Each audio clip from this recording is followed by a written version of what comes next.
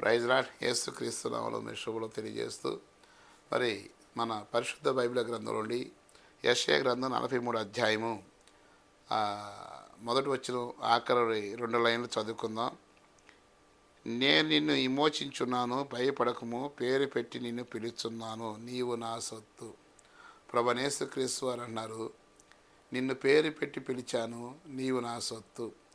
అంటే మనం ఒకప్పుడు పాపంతోనూ శాపంతో మరి దుష్టునికి దగ్గరగా ఉండి లోక సంబంధమైన రీతిలో మనం ఉన్నప్పుడు ప్రభువైన యేసుక్రీస్తు వారు మనం జ్ఞాపకం చేసుకొని ఆ కలవరి శిలువలో మన కొరకై ప్రాణం పెట్టాడు.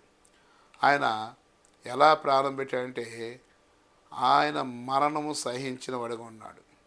ఆయన మన కొరకు ఆయన శరీరాన్ని అప్పగించిన వాడుగా ఉన్నాడు.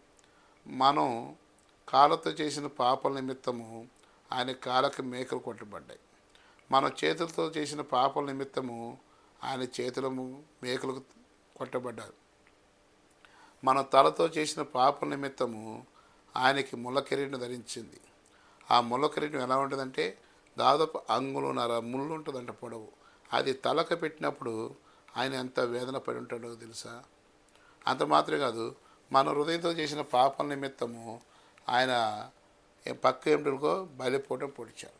మన శరీరంతో చేసిన పాప నిమిత్తము ఆయన శరీరం అంతా కొరడాలతో కొట్టారు. నాగలు పొలాన్ని దున్నినట్టు దున్నారంట. అంటే శరీరం చీల్చుకుపోయింది, శరీరం అంతా కూడా బద్దలైపోయింది. ఆకాశము భూమి మధ్య వేలాడుతూ ఇన్ని చేసిన ప్రభువైన యేసుక్రీస్తులు ఏమన్నారు తెలుసా, తండ్రి వీరేం చేస్తున్నారో వీరెరుగురు గనక క్షమించు అన్నాడు. అంటే ఎప్పుడైతే మనం క్షమించాడో, ఎప్పుడైతే మనం ఆదరించాడో మనం ఇప్పుడు ఏమయ్యాం, ఆయన సొత్తుగా ఉండి ఇక్కడ అంటాడు, భయపడకము, పేరు పెట్టి నేను పిలుచున్నాను, నీవు నా సొత్తు. అంటే ఇప్పుడు మన ప్రభువైన యేసుక్రీస్తు వారి సొత్తు అయి ఉన్నా కాబట్టి మనం దేనికి కూడా భయపడిన అవసరం లేదు. ఏ పరిస్థితులు అయినా సరే, ఏ స్థితిలో అయినా సరే మనకు చాలిన దేవుడు. అయితే మనం దేవుడి మీద ఆధారపడటానికి నేర్చుకోవాలి, దేవుడు ఎంబడించట్లో నేర్చుకోవాలి. అందుకని యోహాను సువార్త 10వ అధ్యాయం అంటాడు 11 నేను గొర్రెలకు మంచి కాపరిని, అవి నా స్వరమిని నన్ను ఎంబడించును. ఎప్పుడైతే దేవుని పిల్లలంగా పరిశుద్ధులుగా ఉన్నామో దేవుని ఎంబడించినప్పుడు మనం తెలుసుకోవాలి. అందుకని ఇక్కడ అంటాడు, నీవు జలములో పడి దాటినప్పుడు నేను నీకు తోడై ఉందును. అంటే మరి వరదలో వెళ్ళినా దేవుడు తోడై ఉంటాడు. ఇక్కడ అంటాడు, వరదలో పడి నువ్వు వెళ్ళినప్పుడు అవి నీ మీద పొర్లి పారవు. అంటే మనం వరదలో వెళ్తున్నా కానీ ఆ నీళ్ళు ఎక్కువైనప్పుడు మన మీద పొర్లి పారవు. అంటే దేవుడు ప్రతి పరిస్థితుల్లో నీ తప్పిస్తాడు. ఎక్కడ అంటాడు, నీవు అగ్ని మధ్య నడుచున్నప్పుడు కాలిపోవు, జ్వాలలు నిన్ను కాల్చవు. మనం అగ్నిలో వెళ్తున్నా కానీ ఏం చేయాలంటే కాలమంట. ఉదాహరణకు మనకు తెలుసు కదా, దానియేలు గ్రంథంలో ఉంటుంది కదా, షడ్రక్ మేషక్ అబేద్నెగోని కదా, ఆయన మంట వేసినప్పుడు వాళ్ళని వేసినప్పుడు 7 రెట్లుగా ఆ మంటను పెంచారు. ఆయన వాళ్ళు కాలిపోయారా? కాలిపోవాలి. ఎందుకంటే వారితో పాటు ప్రభువైన యేసుక్రీస్తు వారు ఉన్నారు. అగ్ని గుండంలో వారు ముగ్గురిని వేస్తే బయట ఉన్న వాళ్ళకి ఎంతమంది కనపడుతూ వచ్చారు? 4 కనపడుతూ వచ్చారు. అంటే ప్రభు ఏం చేస్తాడు, మనం ఎడవడు ఎడబాయడు, మనతోనే ఉంటాడు. కానీ మనమే దేవునితో ఉండం, మనమే దేవునికి నమ్మకంగా ఉన్నాం. కనుక ప్రియమైన సోదర సోదరి, దేవుని యందు విశ్వాసం ఉంచాలి, దేవుని యందు నమ్మిక ఉంచాలి. అప్పుడు ఏ పరిస్థితుల నుంచి అయినా దేవుడు మనం తప్పిస్తాడు. అంత మాత్రమే కాదు, ఇక్కడ అంటాడు, యెహోవా నేను నీకు దేవుడినై, ఇశ్రాయేలు పరిశుద్ధ దేవుడినై, నేను నిన్ను రక్షించువాడును. ఆయన ఎవరంట?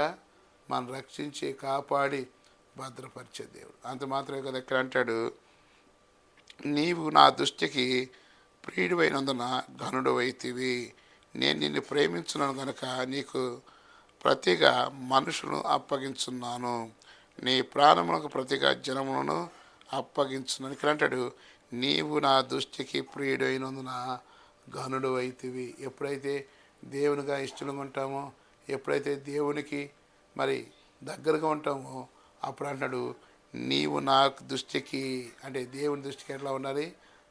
యథార్థంగా ఉండాలి. మనుషుల దృష్టికి కాదు, మరి సంఘానికి కాదు, కానీ సేవకులకు కాదు, కానీ మొదట ఎవరి దృష్టికి ఉండాలి? దేవుని దృష్టికి యథార్థంగా ఉండాలి. అప్పుడు అంటాడు, ఏమంటాడు? నేను నిన్ను ప్రేమించున్నాను కనుక ఏంది ప్రతి విధమైన శ్రమ నుండి నేను విడిపిస్తాడు. 5వ వచనంలో అంటాడు, భయపడకము, నేను నీకు తోడై ఉన్నాను.